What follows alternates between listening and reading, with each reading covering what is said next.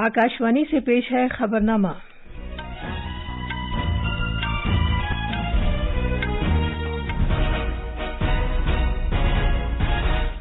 आदाब।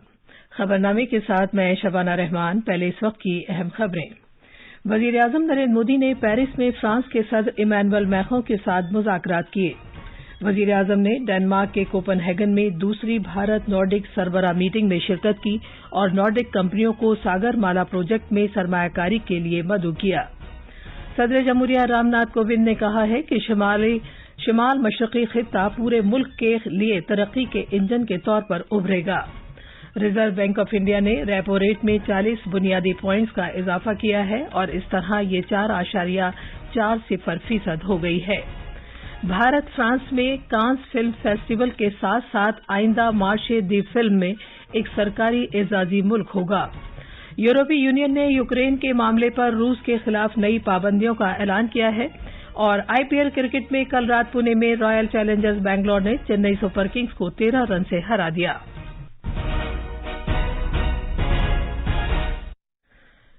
अब खबरें तफसील से। वजीर आजम नरेंद्र मोदी ने कल पेरिस में फ्रांस के सदर इमैनुअल मैक्रों के साथ तबादला ख्याल किया। वजारत खारजा ने एक बयान में कहा है कि वजीर आजम ने पेरिस में जनाब मैक्रों के साथ बिलमुशाफा गुफ्तगू की और वफ्द की सतह पर भी बातचीत की। दोनों रहनुमाओं ने दिफा, खला, समुद्री मईशत, सिविल, न्यूक्लियर और अवाम से अवाम के दरमियान रिश्तों में ताउन बढ़ाने समेत बाहमी उमूर के तमाम पहलुओं पर तबादला ख्याल किया। दोनों लीडरों ने इलाकाई और बैनुल अक़वामी सिक्योरिटी सूरत हाल का भी जायजा लिया और भारत फ्रांस के दरमियान कलीदी शराकतदारी को दुनिया की भलाई के लिए एक फोर्स बनाने में मिलकर काम करने के तौर तरीकों पर भी गुफ्तगू की। वजीर आजम का फ्रांस का दौरा न सिर्फ दोनों मुल्कों के दरमियान बल्कि दोनों रहनुमाओं के दरमियान भी एक मजबूत रिश्ते और खैरसगाली के जज्बे की झलक को पेश करता है। वजीर आजम ने फ्रांस के सदर को जल्द से जल्द भारत का दौरा करने की भी दावत दी। बातचीत के बाद एक मुश्तरका बयान जारी किया गया। इससे पहले वजीर आजम मोदी कोपेनहेगन में दूसरी भारत नॉर्डिक सरबराह मीटिंग में शिरकत के बाद फ्रांस की राजधानी पेरिस पहुंचे थे। एक ट्वीट में जनाब मोदी ने कहा कि फ्रांस भारत का सबसे मजबूत शराकतदार है और उन्होंने कहा कि दोनों मुल्क मुख्तलिफ शोबों में ताउन कर रहे हैं। डेनमार्क के अपने दौरे को मुस्बत करार देते हुए वजीर आजम ने एक ट्वीट में कहा कि प्रोग्रामों में सिफारती मीटिंगों से लेकर मुख्तलिफ उमूर का अहाता किया गया। इसके अलावा सकाफती और तिजारती रिश्तों को बढ़ाने पर भी मीटिंग में जायजा लिया गया। वजीर आजम ने डेनमार्क की वजीर आजम मेट फेडरिक्सन और वहां के अवाम का शुक्रिया अदा किया। दूसरी जानब भारत नॉर्डिक सरबराह मीटिंग के बारे में जनाब मोदी ने कहा कि इस सरबराह मीटिंग ने नॉर्डिक मुल्कों के साथ ताल्लुकात को मजबूत बनाने के तौर तरीकों पर मुज़ाकरात के लिए एक मजबूत प्लेटफॉर्म फराहम किया है। उन्होंने कहा कि नॉर्डिक लीडरों के साथ बाहमी मीटिंगें मुस्बत रहीं और वो मजीद खुशहाली के मकसद से मुख्तलिफ शोबों में उनके साथ मिलकर काम करने के मुंतजिर हैं। वजीर आजम नरेंद्र मोदी ने कल डेनमार्क के कोपेनहेगन में दूसरी भारत नॉर्डिक सरबराह मीटिंग में शिरकत की, जिसमें डेनमार्क, फिनलैंड, आइसलैंड, स्वीडन और नॉर्वे के वज़ीर आजम ने शिरकत की। पहली भारत नॉर्डिक सरबराह मीटिंग के बाद इस सरबराह मीटिंग ने भारत और नॉर्डिक के दरमियान ताल्लुकात की पेशरफ्त का जायजा लेने का मौका फराहम किया है, जो स्टॉकहोम में 2018 में हुई थी। सरबराह मीटिंग के दौरान वज़ीर आजम ने अपनी बातचीत के दौरान ताउन को मजीद वसअत देने का अहद किया और बैनुल अक़वामी और सलामती से मुताल्लिक़ अहम उमूर पर तवज्जो मरकूज की। सरबराह मीटिंग में आलमी वबा के बाद माशी बहाली, आबो हवा में तब्दीली, पायदार तरक्की, इख्तरा, डिजिटाइजेशन और आलूदगी से पाक और साफ सुथरी नमू में कसीर रुखी ताउन पर भी बातचीत की गई। नॉर्डिक मुल्कों ने एक असलाह शुदा और तौसीह शुदा अक़वाम मुत्तहिदा कौंसिल में भारत की मुस्तकिल रुकनियत के लिए अपनी हिमायत का इआदा किया। उन्होंने आबो हवा में तब्दीली, काबिल तजदीद तवानाई में गूनागूनियत, स्मार्ट ग्रिड्स और तवानाई को फाल बनाने से मुताल्लिक़ ताउन करने के अपने अज़्म को भी दोहराया। इन लीडरों ने इस बात पर इत्तफाक किया कि समंदर से मुताल्लिक़ मईशत, माशी तरक्की, नए रोजगार, बेहतर तग़ज़िया और खुराक की इजाफी फराहमी को यकीनी बनाया जा सकता है। وزیر اعظم نریندر مودی نے سمندر سے وابستہ معیشت کے سیکٹر میں خصوصاً ساگر مالا پروجیکٹ میں سرمایہ کاری کے لیے نارڈک کمپنیوں کو مدعو کیا ہے۔ جناب مودی نے کہا کہ بھارت کی آرکٹک پالیسی قطب شمالی خطے میں بھارت نارڈک تعاون کی توسیع کے لیے ایک اچھا فریم ورک فراہم کرتا ہے۔ وزیر اعظم نے ملک میں سرمایہ کاری کے لیے نارڈک ملکوں کے سوورن ویلتھ فنڈ کو مدعو کیا۔ کوپن ہیگن میں اخباری نمائندوں سے بات کرتے ہوئے خارجہ سیکرٹری وینے موہن کواترا نے کہا کہ سربراہ میٹنگ سے قبل وزیر اعظم مودی نے Finland, Iceland, Sweden اور ناروے کے اپنے ہم منصبوں کے ساتھ باہمی سربراہ میٹنگیں کی تھیں۔ خارجہ سیکرٹری نے کہا کہ وزیر اعظم نریندر مودی نے سویڈن کے اپنے ہم منصب کے ساتھ بھی میٹنگ کی۔ Prime Minister Shri Modi's second meeting was with his counterpart from Sweden, where the principal focus of discussion and cooperation was one on clean technology and sustainable solutions. This was discussed broadly under two rubrics, one relating to the investments by Sweden in India in clean technology and sustainable solution, and two, partnerships in research and innovation in this field, drawing on very successful partnership of under the LEAD IT program, which is the program relating to industrial transition. وزیر اعظم نریندر مودی نے کل coupon ہیگن میں دوسری بھارت نارڈک سربراہ meeting کے موقع پر Sweden کے وزیر اعظم مگدلینا اینڈرسن کے ساتھ میٹنگ کی۔ دونوں لیڈروں کے درمیان یہ پہلی میٹنگ تھی۔ بھارت اور سویڈن کے درمیان عالمی امن، سلامتی، ترقی کے لیے مشترکہ قدروں، مضبوط کاروبار، سرمایہ کاری اور اسی طرح کے طریقہ کار کی بنیاد پر طویل اور مضبوط رشتے رہے ہیں۔ کل میٹنگ میں دونوں لیڈروں نے باہمی شراکت داری میں کی گئی پیش رفت کا جائزہ لیا اور آئی ٹی پہل کے ذریعے کی گئی پیش رفت پر اطمینان کا اظہار کیا۔ دونوں لیڈروں نے اختراع، کلائمیٹ ٹیکنالوجی، آب و ہوا سے متعلق کارروائی، سبز ہائیڈروجن، خلا، دفاع، شہری ہوابازی، تجارت اور اقتصادی تعلقات جیسے شعبوں میں تعاون کو مزید وسعت دینے کے امکانات پر بھی غور و خوض کیا۔ صدر جمہوریہ رام ناتھ کووند نے کہا ہے کہ شمال مشرقی خطہ پورے ملک کے لیے ترقی کے انجن کے طور پر ابھرے گا۔ وہ کل شام گوہاٹی میں آزادی کا امرت مہوتسو کے ایک حصے کے طور پر شمال مشرقی خطے کی ترقی کی وزارت کے زیر اہتمام شمال مشرقی فیسٹیول کی اختتامی تقریب میں اظہار خیال کر رہے تھے۔ صدر جمہوریہ نے کہا کہ شمال مشرقی ریاستوں کو ملک کی صنعتی ترقی والی ریاستوں کے مساوی لانے کے لیے کوششیں کیے جانے کی ضرورت ہے تاکہ مزید نوکریاں پیدا کی جا سکیں۔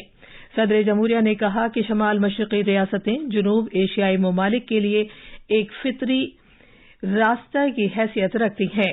اس خطے میں 3500 کلومیٹر طویل بین الاقوامی سرحدیں متصل ہیں اور یہ حکمت عملی کے اعتبار سے ملک کے لیے نمایاں اہمیت کی حامل ہیں۔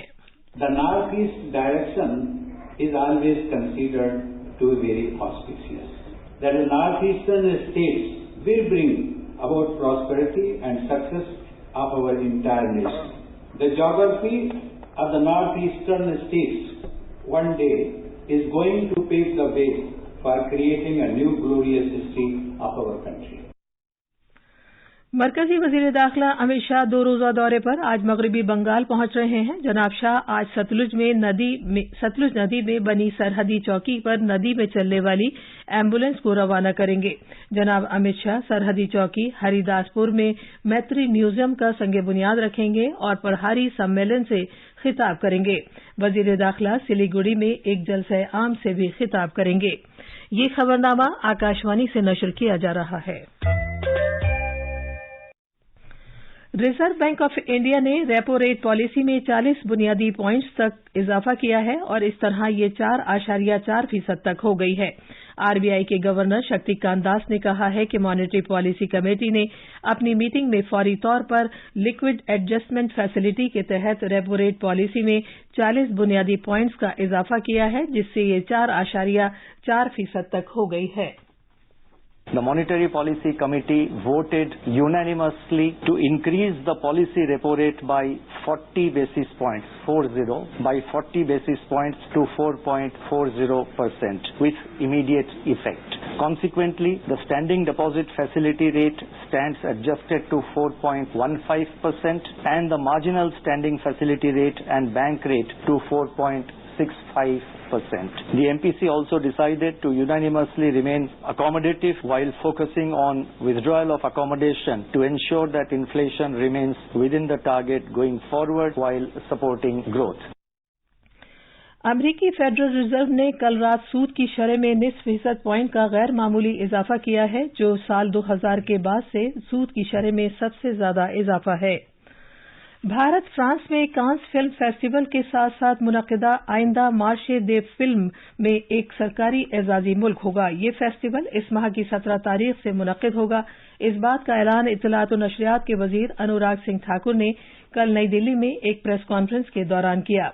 उन्होंने कहा कि भारत और फ्रांस अपने सिफारती रिश्तों के 75 साल मना रहे हैं और वजीर आजम नरेंद्र मोदी का पेरिस दौरा और सदर मैखों से मुलाकात इस तनाजुर में निहायत अहमियत इख्तियार कर गया है।